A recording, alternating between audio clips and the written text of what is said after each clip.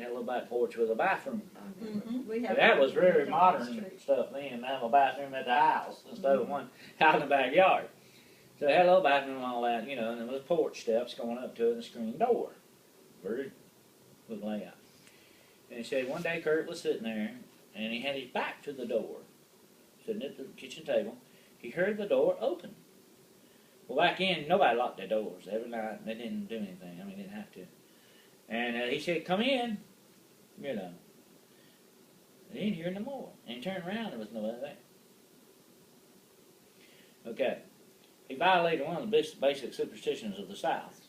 You never, ever, especially if somebody calls your name with no source to it, don't ever answer.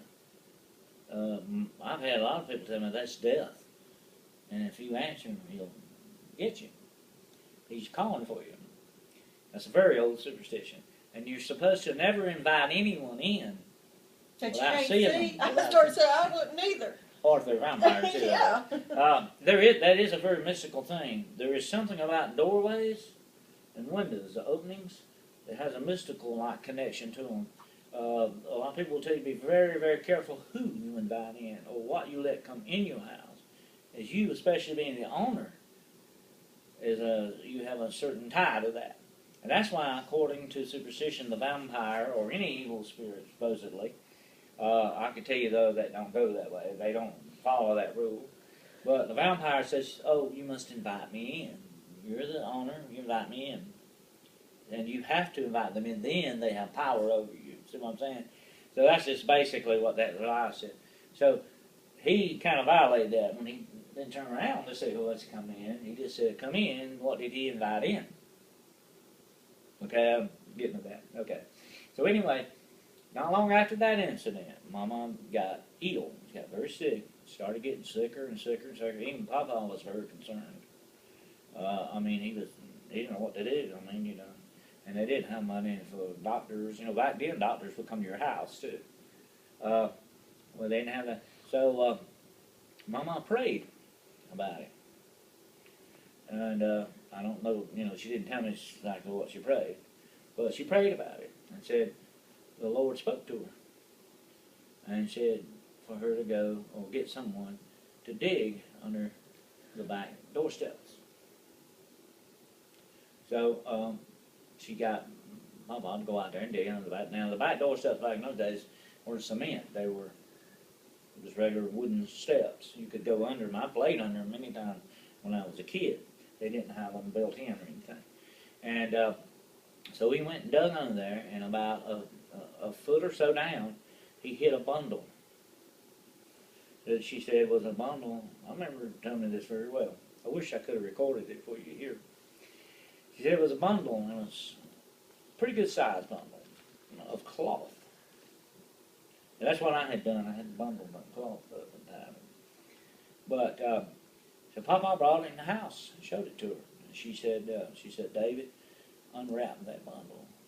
And he showed how much line, something like cordage line they call it, you know, string, was wrapped around this bundle. And he said it had knots in it. It was weird looking. It had knots in it. It was very well, from what she described to me, very, very well prepared. But there's a reason for that. Because in witchcraft, they have to be very meticulous with what they do because everything hinges on the spell itself and what goes into it. So anyway, he unwrapped it and she told how many yards, I forget now, it was a lot of yards of cloth. And I asked her, I said, well, what did the cloth look like, Mama? Did it have a certain, you know me, I asked every question you could think. And she said, well, it was just cloth, you know, it was just like you would sew with or something. And she said, David, Papa unwrapped it right there in front of her. And he said, it come to the center of the bundle was tissue paper. You know, toilet tissue, I guess, something like that. And he said he unwrapped the tissue paper, and there were 7 pieces of a snake cut up in this thing. And of course, you know my mom, nothing to do any way or form with a snake. She told Papa, she said, and that's what she said, I didn't look at it anymore. She couldn't tell me anymore. She said, I said, you take that thing outside right now and burn it. She said it was in just a few hours after that thing went up in flames, she was up cooking supper. She recovered that quick. Well, the woman evidently had gotten in the neighborhood. She might have told somebody and got out that the woman probably heard about this, that she'd found it. So, it was only a few weeks later she started getting sick again. And said before she ever got as sick as she did the first time, he dug under the front door steps and there was another bundle. He said I don't think he ever unwrapped it or anything, which he should have though, from what I learned later. To unravel it is to undo the spell. But anyway, he burned it. And she got better. And that's the whole story of it. And she said what that woman had done, and other people had told her that she had done this to other people. She had dried up milk cows. She had caused chickens to die. She had even maybe caused people to die. I have heard and talked with witches